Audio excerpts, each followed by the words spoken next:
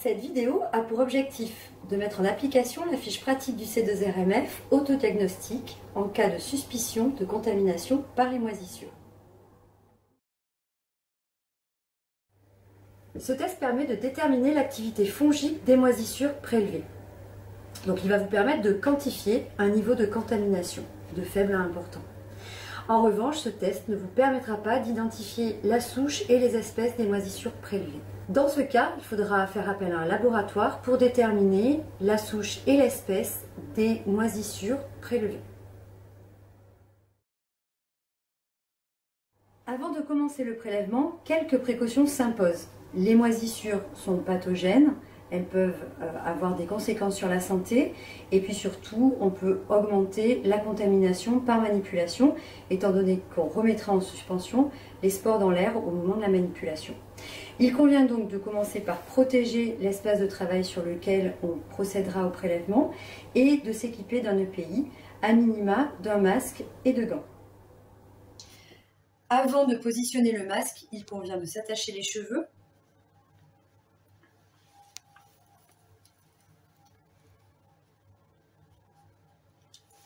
Et pour les gants, de retirer les bijoux qui pourraient venir endommager les gants au moment de leur port.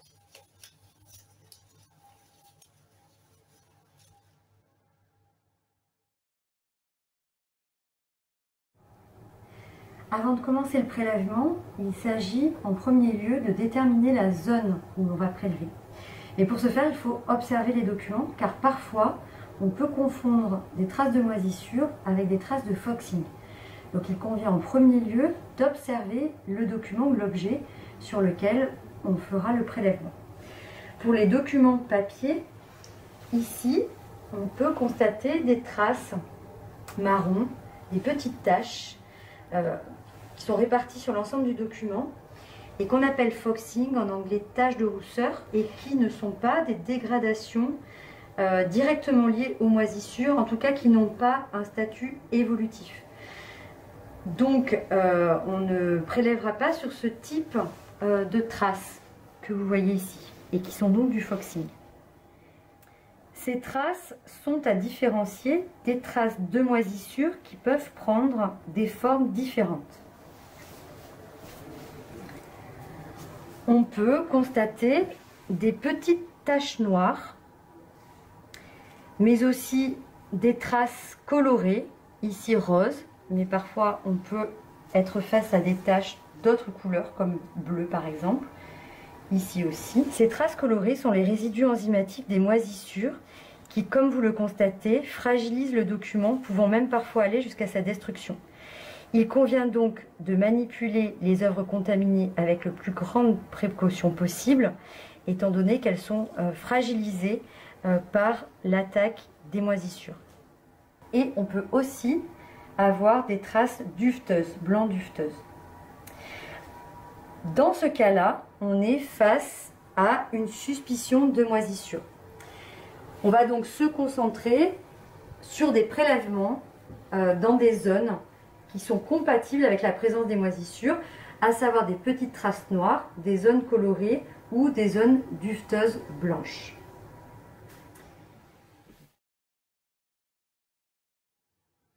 De quoi avons-nous besoin pour le prélèvement? D'un écouvillon stérile, de sérum physiologique et d'une boîte de pétri. La boîte de pétri dispose d'un film de substrat qui permet le développement des levures et des moisissures. Ce qui nous intéresse, c'est de regarder les résultats pour les moisissures. La boîte de pétri et l'écouvillon stérile peuvent s'acheter dans un laboratoire médical.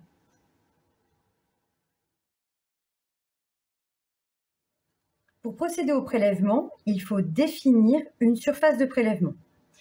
Une surface qui doit être la même sur tous les objets ou documents sur lesquels on prélève, afin que les résultats puissent être comparables les uns aux autres.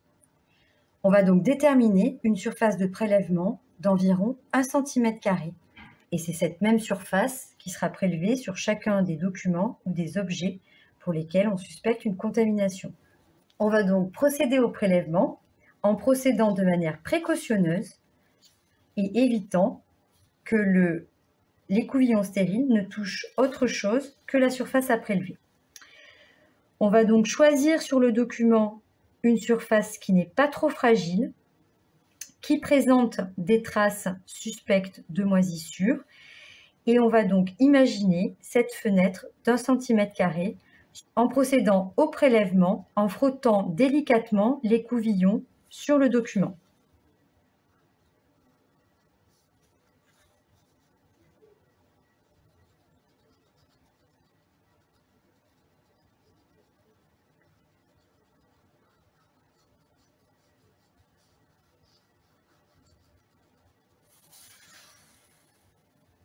Une fois le prélèvement réalisé, on referme l'écouvillon et on va procéder à la mise en solution du prélèvement.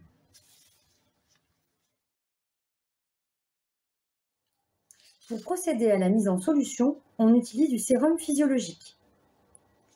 On réouvre l'écouvillon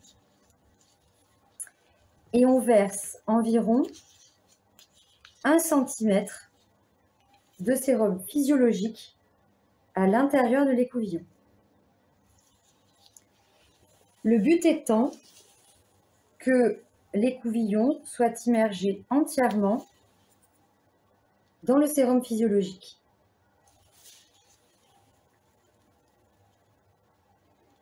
On met en suspension les spores prélevés qu'on va ensuite verser sur le substrat nutritif de la boîte de pétri. Une fois la mise en solution réalisée, on la verse sur le substrat de la boîte de pétri. On ouvre délicatement la boîte de pétri sans toucher le substrat nutritif et on verse délicatement la solution qui vient réhydrater le substrat. On peut venir redéposer par tamponnage les spores qui se trouvent sur l'écouvillon directement sur le substrat sans frotter, le substrat réhydraté devenant fragile. On referme la boîte de pétri.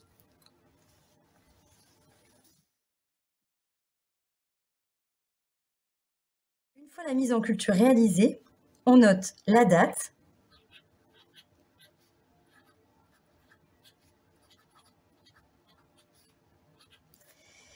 et le numéro d'inventaire ou la cote du document.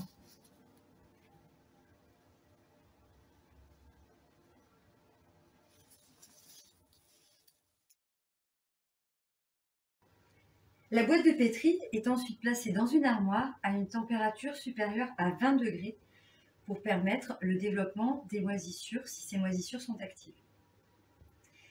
Le temps de mise en culture ne doit pas dépasser les 28 jours. Vous pourrez déjà observer au bout de quelques jours, 2 à 3 jours, voire une semaine, les premiers développements des moisissures qui permettront de déterminer le niveau de la contamination fongique. À l'issue du délai de mise en culture, on pourra observer les résultats dans les boîtes de pétri. Si aucun développement n'apparaît, on considère que la contamination n'est pas active. Il faudra simplement dépoussiérer les objets ou les documents sur lesquels on avait une suspicion de contamination. Le dépoussiérage sera minutieux, réalisé avec un aspirateur à filtre EPA ou avec des brosses en fibre douce qui seront ensuite désinfectées avec une solution à l'éthanol à 70%. Dans le cas où l'on observe des toutes petites taches bleues sur le substrat, il s'agit d'un développement de levure. Ce type d'information n'est pas utile dans le cadre de la détermination de l'activité des moisissures. On considère donc ce résultat comme négatif pour déterminer l'activité des moisissures. Dans ce cas et dans celui-là, On fera donc un dépoussiérage minutieux des objets. Dans le cas où on observe ce type de développement, c'est-à-dire à la fois un développement duveteux noir, des traces bleues et parfois un développement duveteux blanc, on est dans le cadre d'une contamination active de moisissure et on peut déterminer qu'elle est importante étant donné qu'elle couvre l'ensemble de la boîte de pétri et on considère qu'on est face à un taux d'activité important qui va nécessiter, en fonction du volume de documents ou d'objets à traiter, un dépoussiérage minutieux après assèchement ou un traitement physique ou chimique. Ce cas est relativement similaire, sauf qu'ici, on n'a pas de développement de levure, alors qu'ici, on va avoir des toutes petites traces bleues qui permettent d'identifier aussi la présence de levure.